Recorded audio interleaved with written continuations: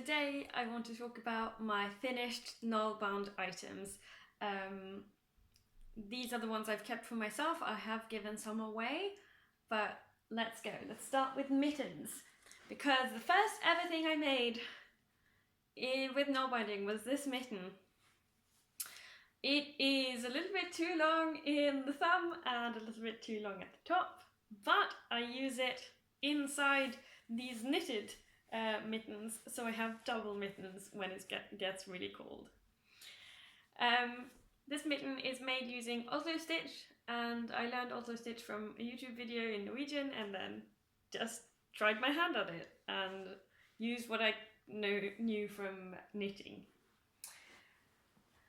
The next mittens I made were these. I have cut off the tops because they were too long once again, and also I had a mishap where I forgot which stitch I was using and used the wrong one. So I'm going to remake these. It's one of the great things about null binding. These are made in Finish 2+2 with a rather thin yarn. So I'm pretty happy about these. Woo! Next ones you saw me make in April, and they are smart mittens, which means that they're pretty thick. So I've made some thick mittens, and you can put the tips of your fingers through, so they're very smart. Yeah, these are also made in Oslo stitch with a thicker yarn, but yeah, so these are proper warm. Now we move on to hats. The first hat I made was this one. It gives me ears when I wear it. I love it. It was supposed to be a square, but as you can see, it didn't turn out a square because I got this far and realized it didn't fit, so I added some stitches. So hot tip, null binding shrinks in the first few rows, so you have to make the top or like the beginning bigger than you think you might. So this is made in Finish 2+2, and it creates quite a stiff and thick fabric, which makes it a really, really warm hat, and I'm really happy about it. And next I made this hat, which I actually made a tutorial for. It is a round start hat, but I am really bad at round starts, so I made a mistake.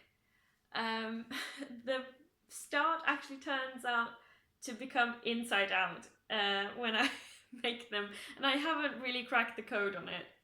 So I'm sorry if you're using that tutorial. If you follow it like directly, you will get the start inside out. Sorry. I might post an update to it at some point, but I've tried to explain it in a pinned comment, but I'm not really good at the round start. I'm sorry. It's my one downfall. Now we move on to socks. These are the first socks I made. I think they're made in Finish 2+2. Once again, the toe turned out too long, and the heel also turned out too big. So I have actually cut them off and made new ones, and now they fit really much better.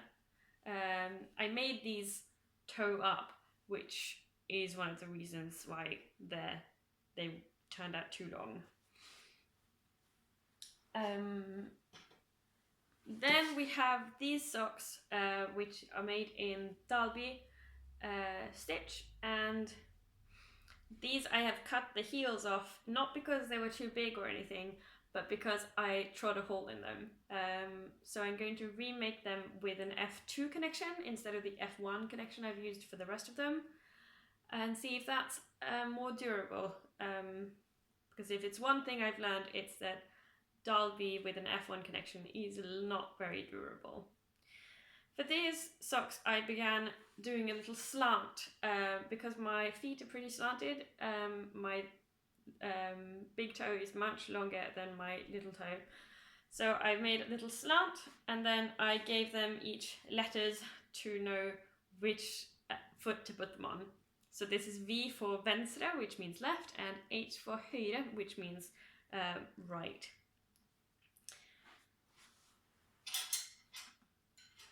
Then we have my knee-high socks, and I really like these socks.